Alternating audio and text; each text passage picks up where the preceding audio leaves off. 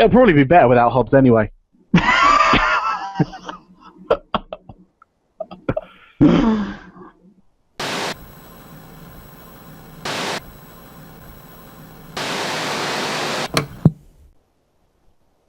Hello, you lovely, lovely internet people. It is Friday, the 9th of August, and it is this week's Hard Reset Weekly. You may wonder why I'm not sitting on a sofa and Dan isn't sitting next to me. Dan is ill. He is severely ill. He might die. Don't worry about that, because I've got David Trahan with me, and we're over the internet. Hello, David. Hello, everyone. He's Hobbs 2.0. I'm actually just Hobbs. He was ill, and then he did the whole Doctor Who thing of transforming to me, so it's all good. I'm the new Doctor. Oh dear. Anyway, let's crack on with what you need to know this week for the water cooler tomorrow. There is an ending to Assassin's Creed 4. I know what you're thinking. You think, surely not. That series will go on for years. Apparently, there is an ending in sight.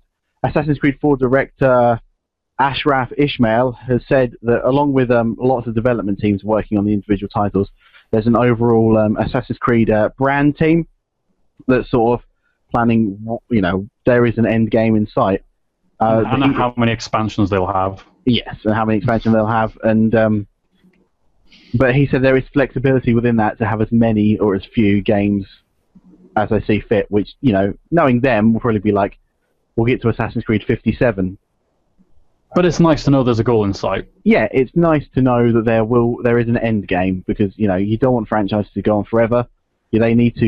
Sometimes they need to die, so you remember them fondly instead of going into obscurity and then mediocrity and then shitness. Speaking of keeping memories and stuff, you might want to know about the DVR features on the Xbox One. Tell me, David. Tell me about them. I will. I have the specs right here in front of me. It will run at 30 frames per second, which is a little bit higher than NTSC, which runs at 29.97 FPS. It'll be in 720p, so that'll be 1280 by 720 resolution if you need to know for your editing needs.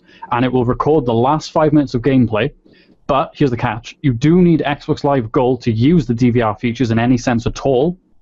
And you'd also need it to put it on your gamer card, if I'm correct in saying, and streaming on Twitch TV. Or is the gamer card thing for everyone? The gamer card thing, I think, is for everyone. To be fair, what first point is, surely if you have an Xbox One, you're going to have gold. I don't really see the point of having a game console without some sort of online subscription. They've always been synonymous. Yeah, you've got to pay for the subscription to get the most out of it.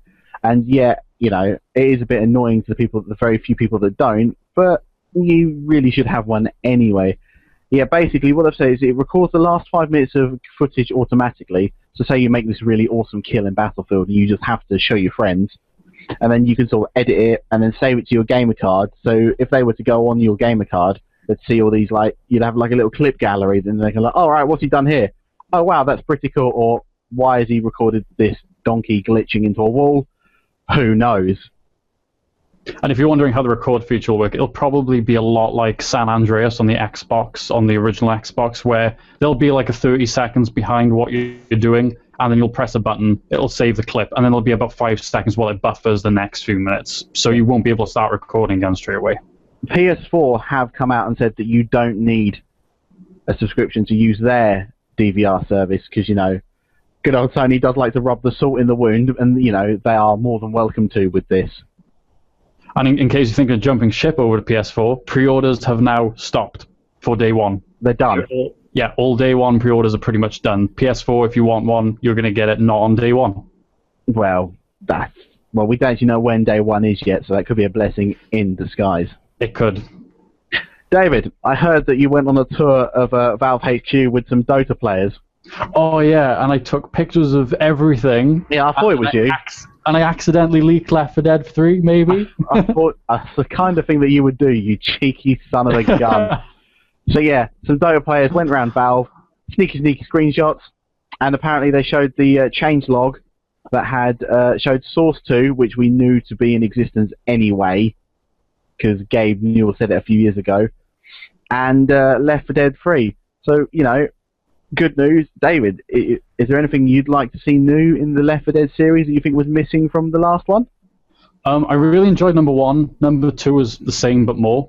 I really want Left 4 Dead 3 to be the next-gen version. I want to see it running on the new Source engine. I want it to be more than just more of the same and better. Yeah. It needs something new. It needs to shake up the formula somewhat. Well, let's hope that they can do it, although I'd probably still play it anyway, because they're pretty good. Remember, it's Valve as well. You know, if they were going to just add more, they'll bring out DLC like they did with the Sacrifice and stuff on Left 4 Dead 2, so they wouldn't make a whole new game unless, Valve bring quality. They'll bring something good. Exactly. David, I hear you've got a public service announcement for the entire participating viewers. I do. The Saints Row Inauguration System, which if you don't know what that is, it's the character importation system, the character creation system that we had in Saints Row 3, but now we've been promised the same thing for Saints Row 4. And you can get it on Steam, your box, and your PlayStation. And I've heard that you can import your Saints Row 3 character and edit him, or you can make someone completely from scratch for Saints Row 4, and of course Saints Row 4 is out on August 20th in North America, 23rd in Europe, and I'm gonna hopefully have a play around with it over the weekend, maybe record what I find, and maybe create some pretty wacky characters for you all to see. I know David's excited. Yes, I am. I already have a few ideas. Exactly. Ones I can't say publicly. We'll pull the best ones together and see what we can get. David, did you know Nintendo have done another Direct? I didn't. But now I do. Direct, and there is bucket loads of information, and I'm going to quickly hit it with you lightning fast. You got Sonic Lost World release date October 18th in Europe, October 22nd in North America. Zelda: A Link Between Worlds, a 3DS adventure game, will launch in Europe in November. Wind Waker HD, October 4th. Professor Layton vs. Phoenix Wright coming to the Western world in 2014.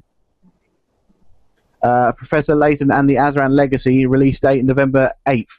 Luigi confirmed for the next Smash Brothers game. 18 upcoming indie games have been confirmed for the Wii U as well, and there is a little video floating around online which I'll put in the post for this video. Description box. And they showed a trailer for Pokemon Rumble U, which shows the Wii U's NFC tech, or near field communication, which as far as I can tell is those little statues kind of like Disney Infinity and Skylanders. So is this a Pokemon Coliseum Stadium kind of thing, or is this? Yeah, I think that's the gist. But you'll get the little toys that you got to put down and do stuff, which the kids. Oh, they're doing the whole Skylanders thing. Yeah, the kids will love it. Now we've talked about on the podcast on the weeklies over the weeks, and Nintendo have had a bit of a rough time recently. David, do you think they're turning it around, or is this sort of there's a lot of stuff, but there's no killer games? There's not enough killer games for the system to go, I need to get that now. Yeah, exactly. Like we already know what Wind Waker is. Giving it a facelift, it's the same game, just looks prettier. Stuff like Professor Layton always sells well, but this is handheld stuff. The 3DS isn't doing bad. It's the Wii U that needs help. I'm surprised to hear that the indie games coming on there is something that's happening, because obviously that's been like a Sony Xbox kind of fight. Yeah. But I suppose the Wii U has to get into that arena because indie's unavoidable. That is probably what's going to help win the console war, is indie games. Definitely. Come on, David. Tell us what's out on Hard Reset this week. On this week's Hard Reset review, we have Brothers: A Tale of Two Sons, which is a game I had no idea what it was, and I looked it up, and it actually looks pretty awesome. It is the start of Xbox Summer of Arcade, and it's like a twin-stick adventure game. The review is up now on the site, written by our own Dan Hobbs, rest in peace. And that's us done for this week's weekly. Thank you for watching. Ben, David, Ben. We're on the Twitters, as you can see. Do you know who else is on Twitter? Hard Reset. That's right. On Twitter at HRDRST, and we tweet loads of stuff on Wednesdays that we give away. We tweet all about our Let's Play videos and every single article. So if you don't check us out on the site, which is of course hardreset.co.uk, we will get you on the Twitter. We are also on Facebook at /HardResetFans, so you literally cannot miss us if you have an online profile. There is no excuse. No excuses. We're done. Say goodbye, David. Bye, everyone. And we will see you this Sunday for the Hard Reset podcast. Bye for now.